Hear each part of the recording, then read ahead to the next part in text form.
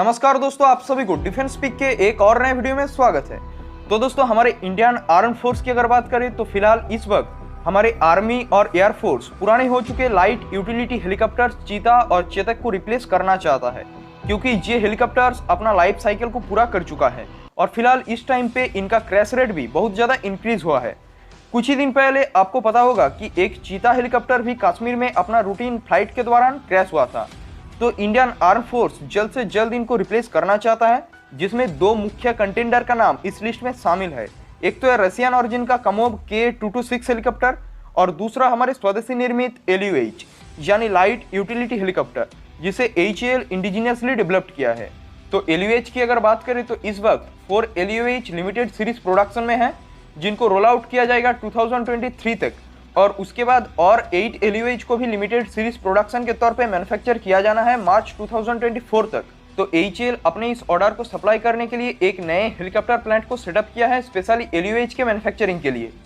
तो आज एक मीडिया इंटरव्यू के दौरान HAL chairman sir R Madhavan ने ये कहा है कि जब इस LUH का सीरीज प्रोडक्शन स्टार्ट होगा तब HAL सक्षम रहेगा इस प्लांट से 30 हेलीकॉप्टर्स पर ईयर मैन्युफैक्चर करने का, और अगर जरूरत पड़ी और रिक्वायरमेंट बढ़ी तो इसे 60 यूनिट्स पर ईयर तक भी इंक्रीज किया जा सकता है। इस पीस से हमें लगता है कि R माधवन सीधा सीधा कोट करना चाह रहा था इंडियन आर्म फोर्स के डील को। तो अगर बात करें इस रिपोर्ट की तो ये काफी पॉजिटिव स्टेप लिया गया है HAL के द्वारा, क्योंकि 60 यूनिट्स काफी ज्यादा एक ह्यूज नंबर है। तो अगर HAL practically 60 units per year helicopter को रोल आउट कर सके तो इससे LUH को जरूर एक एडवांटेज मिलेगा कमोव के ऊपर। LUH और K226 के थोड़ा सा कंपैरिजन के ऊपर आए तो ये दोनों ही काफी ज्यादा सिमिलर हेलीकॉप्टर्स है, ज्यादा कुछ डिफरेंस नहीं है इन दोनों के परफॉर्मेंस में। LUH की कैपेसिटी की बात करें तो इसका कैपेसिटी में आता है 6 पैसेंजर्स, वही K226 का कैपेबिलिटी में आता है 7 पैसेंजर्स। LUH का लेंथ है 11.49 meter, height 3.38 meter, empty weight 1910 kilogram और मैक्सिमम टेक ऑफ वेट है 3150 kilogram.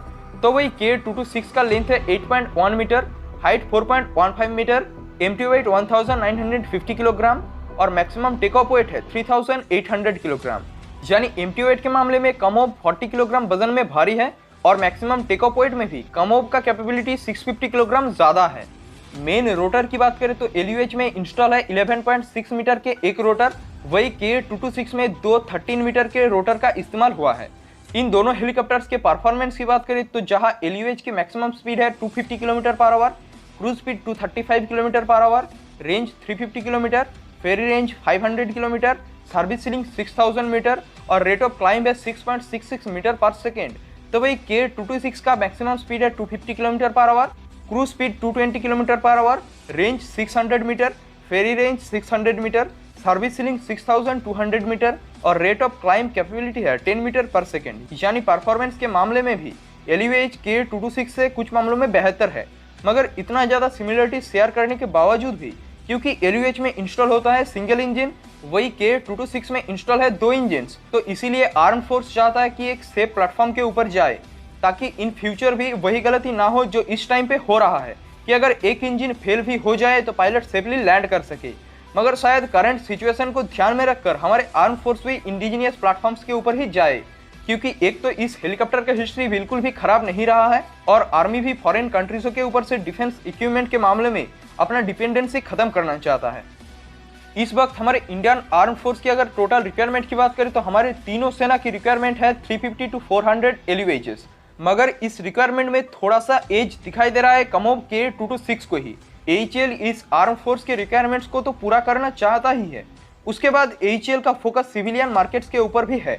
HAL already Pawan Hans limited के साथ एक कोऑपरेशन को साइन करके रखा है 10 LUH को इन फ्यूचर सेल करने के लिए, और उसके बाद HAL का फोकस नेवल रिक्वायरमेंट्स के ऊपर भी है, जिसमें navy 111 units naval utility helicopter को परचेस करना चाहता है। तो HAL के सामने काफी ज्यादा ह्यूज अपॉर्चुनिटी है इस LUH को सेल करने का लार्ज नंबर पे, अगर सही तरीके से HAL इसको पिच कर सके। आपको क्या लगता है कि हमारे आर्म फोर्स अपना जरूरत क्या इंडिजिनियस LUH से ही पूरा करेगा या फिर अभी भी K226 के ऊपर ही जाएगा? कमेंट में बताइए। और अगर वीडियो पसंद आए तो लाइक और चैनल को सब्सक्राइब करें, साथ ही कमेंट बॉक्स में जय हिंद जरूर लिखें। स्वस्थ रहिए, जय हिंद।